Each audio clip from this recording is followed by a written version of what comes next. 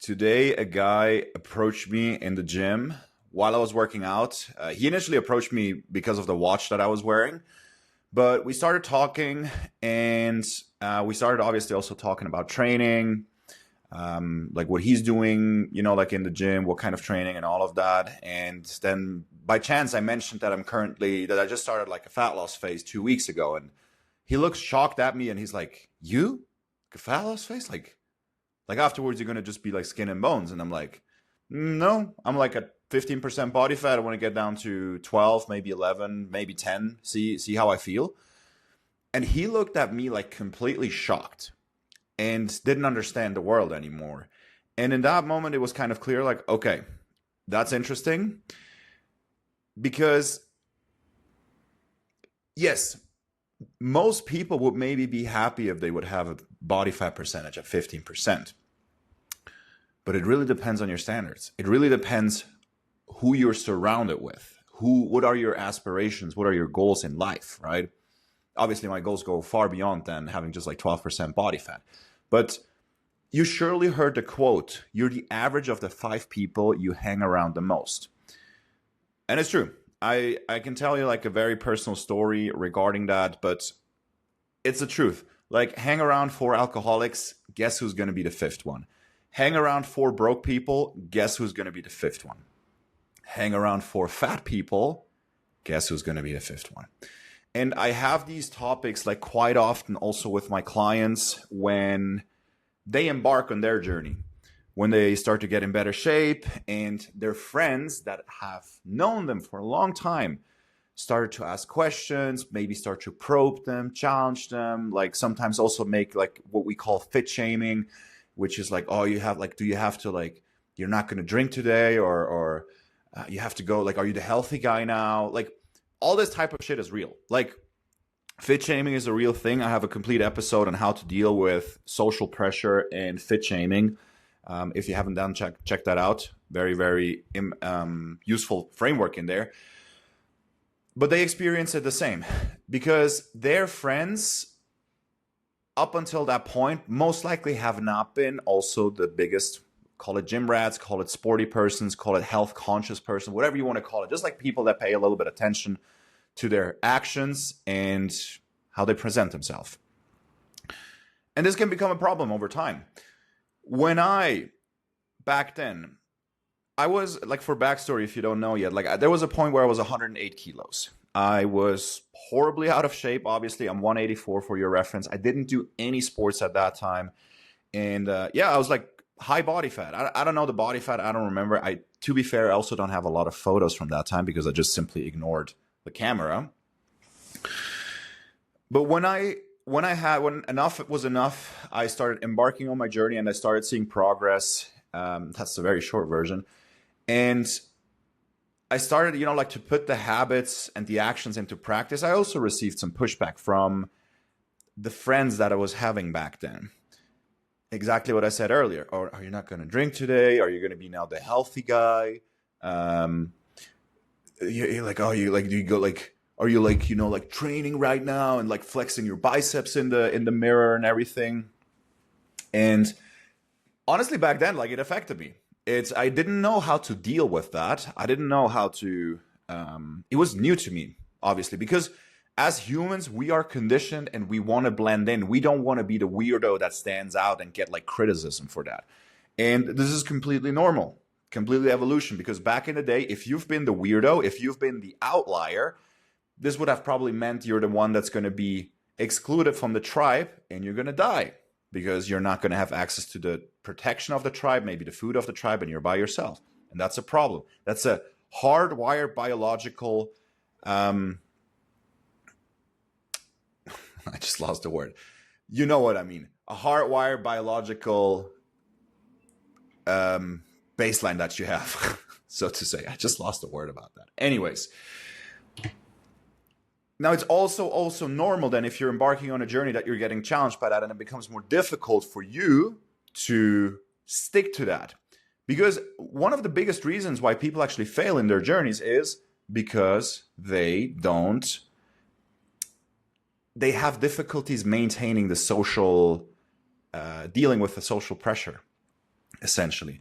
And obviously, if you have a very social life, let's say maybe you even meet clients for dinners, you have business lunches, you have like all these sort of things, you don't want to be the weirdo that's like has to make a special order, and that's completely normal.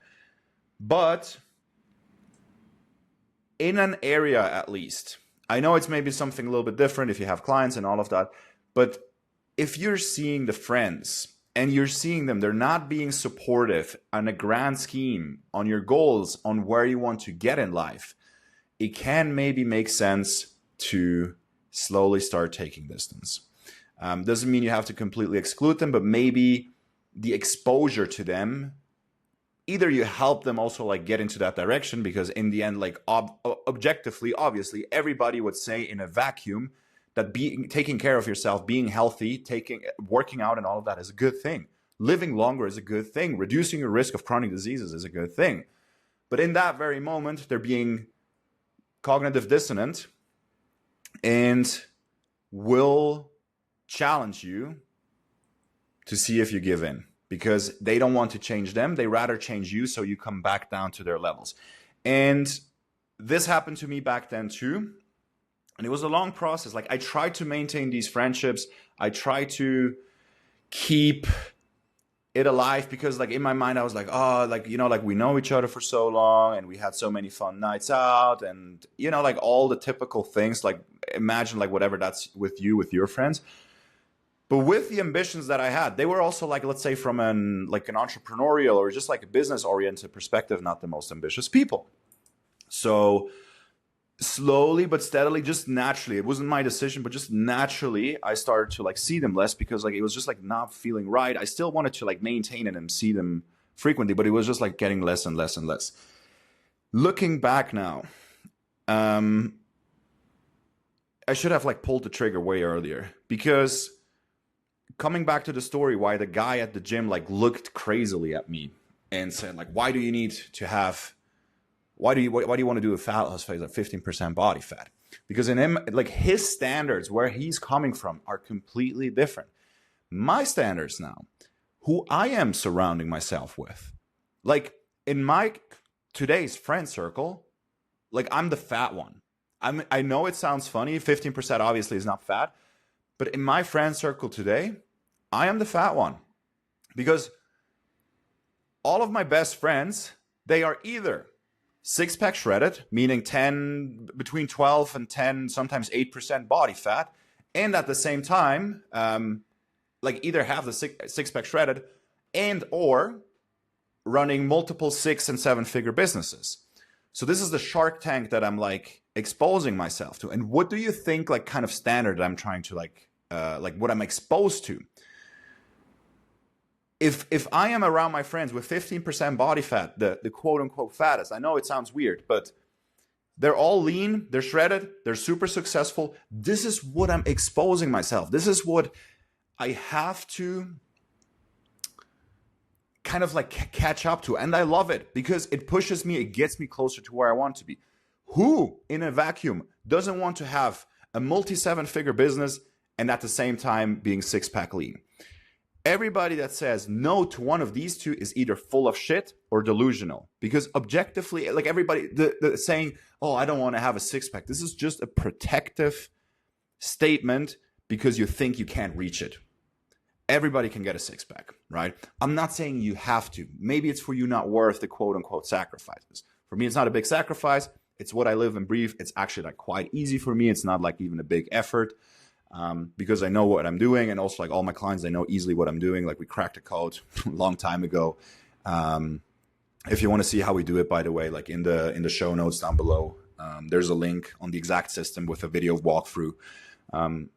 Even if you don't want to get into six-pack shape, just like getting back into like decent shape and feel proud of yourself in the mirror, details are in the description.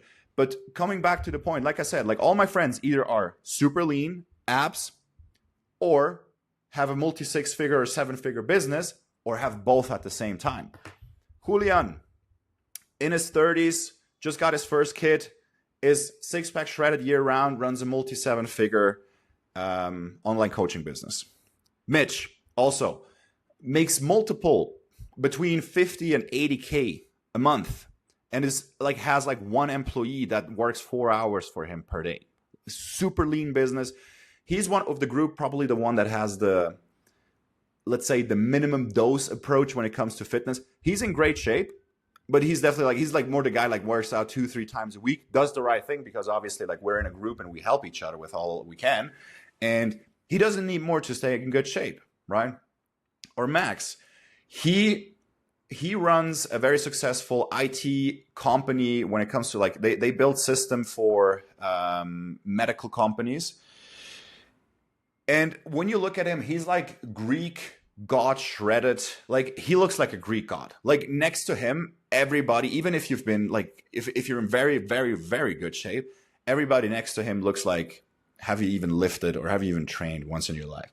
And if you're surrounded by people that, you know, like, obviously it's intimidating. It's like, damn, like it makes me feel bad being next to him, because he's like, he looks like, you know, like he looks like a god next to me. When I walk with him anywhere, like everybody like stares at him because he's so good looking and in such crazy good shape. He's like literally, like you can't imagine it. It's an uncomfortable feeling, because in the beginning, when we started hanging out, there were a lot of uncomfortable moments where I was like, damn, like fuck, like look, like I'm feeling like a piece of shit next to him. But what will that make me do? It will make me work harder on my body, on my business, in all sorts of regard, because like he inspires me. All my friends inspires me. And if your friends are not inspiring to you in at least one of your most important areas, then it's maybe more a liability than like than anything else, right? I mean, what are the key areas, right? Relationship, health, wealth, and there was another one. I'm post gym. You can see from the dressing if you're watching the video. So my blood is currently like circulating in other areas. But the bottom line, and how we're going to close this off, is whatever you want to pursue in your life, if you want to get healthier, if you want to get fitter, get around healthy and fit people. Not only start going to the gym, start talking to the people there. Like you will see also like other business owners or executives or like high performers in that gym. Chat to them, hang out with them, maybe even hit a workout with them every now and then. Start exposing yourself and surrounding yourself with the people that you want. If you want to scale your business, or if you want to have a more successful career, go around these people. Like it's not that difficult. If you want to have a better relationship life, I don't know, like maybe you got divorced or something like that. Obviously, if you just got divorced and you want to, it's the same logic there. If you just got divorced and you want to get back on the market, like you can't hang around people that are already married, right? Maybe still for friends, but if you want to like get back to dating and want to have like a meaningful relationship again, you have to get around people that also want to have a meaningful relationship. It's the same fucking principle there. And the exact same thing should apply to your health, to your fitness. Start hanging around fit people. You'll see how much easier it will get. If you're new here, subscribe to the channel. If you're Spotify, YouTube, Apple Podcast, in the show notes, like I said, we have our How We Cracked the Code, the 4-phase executive transformation system, how we already took hundreds of high-performing men and helped them drop the belly, regain energy, and feel proud of the man in the mirror again with less than 2 hours total of time investment per day and with a 98% success rate. Links are in the description, and I'll see you in the next episode.